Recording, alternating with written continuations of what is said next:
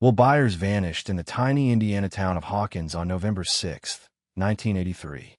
On July 15, 2016, Netflix watchers witnessed as friends and relatives look for him with the aid of an enigmatic little girl who has exceptional abilities.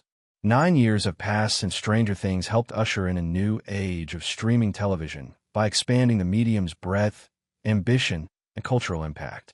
Due to the fact that Season 5, the last season of the series, will be released in 3 parts, the wait for its return has been especially taxing. Similar to Season 4, Volume 1's episodes are nearly feature-length, although the Duffer Brothers appear to be working ahead of the 2-hour series finale. Stranger Things opens its last chapter with 4 more episodes in December, and it's as ambitious, brutal, and action-packed as ever.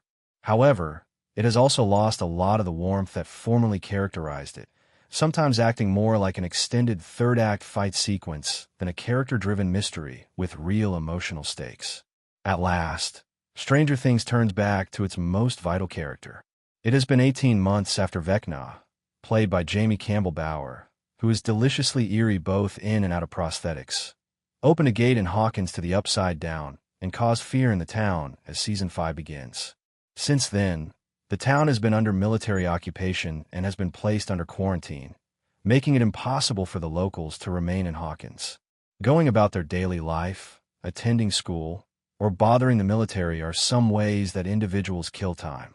The party, which now comprises nearly all of the key characters, has been using a radio program as a front for what they refer to as crawls, a planned attempt to send Jim Hopper, David Harbour, into the Upside Down in order to locate and murder Vecna while the military is looking on. Everyone is thrown into action hero mode by the strategic strategy, which has witnessed over 30 crawls. This season, nobody is slacking or putting in dead weight.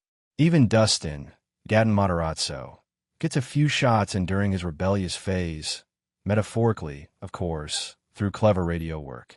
Everyone has advanced over the last 5 seasons, and witnessing the outcomes of their development is a bittersweet nostalgia trip. Do you recall in Season 1 when 11, Millie Bobby Brown, utilized her abilities to stop the terrified boys from using a slingshot to kill a Demogorgon?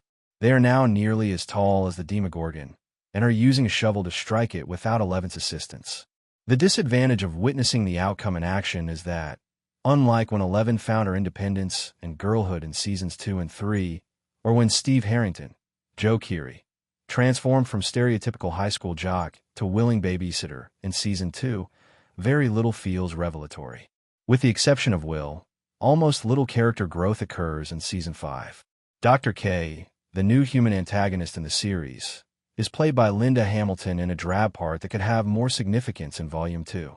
Given how flawless Winona Ryder and Harbour's portrayals are, Hopper and Joyce are the most annoying. Because it took too long to release new seasons, it's heartbreaking to see the show's greatest performers lose interest in it. For at least 4 seasons, they have been in the same circles. Joyce will always be the overly protective mother who does the same to Will, and Hopper will always find it difficult to let 11 fly on her own due to the death of his daughter. While it's nice to watch 11 use her more potent side, what does it reveal about the woman she's grown into compared to Season 4?